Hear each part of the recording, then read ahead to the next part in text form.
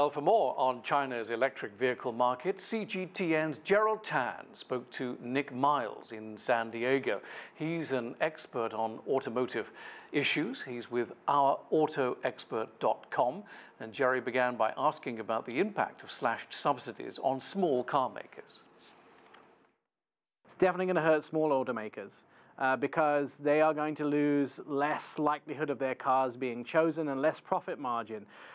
We can use Tesla as a good example in the United States. They used up a lot of the credit that they had from the federal government in the US, and then the federal government began to cut some of those subsidies, and that meant that they actually reduced the prices of their vehicles to try and match some of that. It means they're going to make less profit. I don't think it's going to hurt sales, because if you live in Beijing or Shanghai, you know if you try to get a license plate, you need an electric car. To get a gas license plate is almost impossible in certain parts of China. The ultimate, I guess, energy source usage is what the country wants to move towards, is the use of electricity. Small automakers, they will suffer. Innovation will grow, because if you have to find ways to do things better and cheaper for your survival, there's a perfect example in someone like Volvo. That car company was on its last legs. Geely came in, they rescued them. There's nothing like the sense of impending doom to make you innovate with new products. Right, so do you think the timing is right though, Nick? Because last year we saw the Chinese auto market contracting for the first time since the 1990s, and then there's always the fear that manufacturers, will only pass on increased costs to consumers. But you have to separate the whole car market versus the electric car market. And the subsidies on electric cars are being reduced because electric sales are vibrant enough to support themselves. Again, the Chinese government isn't going to do stuff to hurt their own companies, to hurt those people who have invested in China, to hurt those people who have innovated in China and are bringing jobs to China. They are only going to support those industries. So because the electric car market is so vibrant and maybe the gas is declining, they feel that this can be supportive. Now, it's really about energy security, because while China is importing oil, importing gas, while they're doing that, the country has less control over those resources.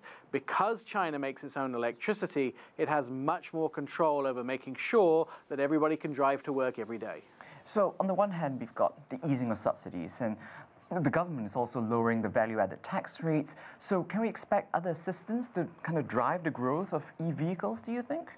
I think you might see it regionally. Remember, we are only seeing a federal picture.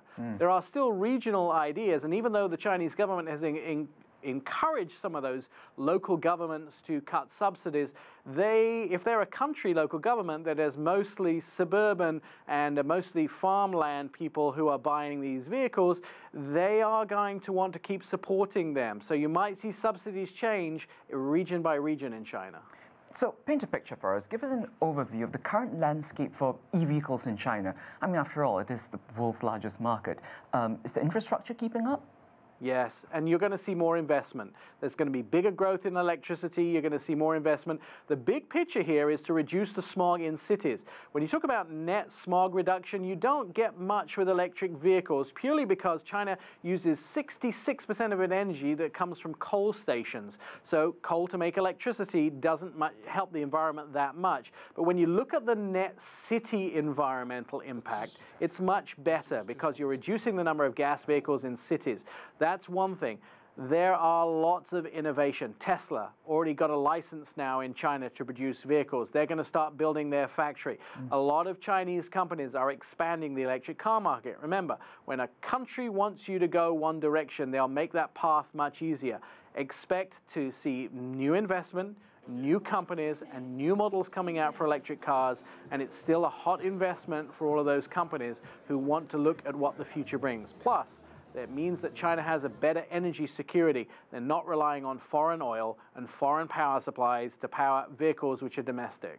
And I'm glad you brought up investment, because the current model really seems to be foreign companies sort of partnering with local manufacturers. And you mentioned Tesla, but BMW, we know, will soon be producing electric minis with Great Wall Motor in central China. So do you think this sort of tie-up will hold going forward? Yes, although Tesla's the first company that is not going to have to give at least 50% to the Chinese local market. They're the first company that's going to build a factory in China that isn't 50% owned by a local company. However, the law's still in place that if you build an electric car in China, that you actually have to use locally sourced batteries.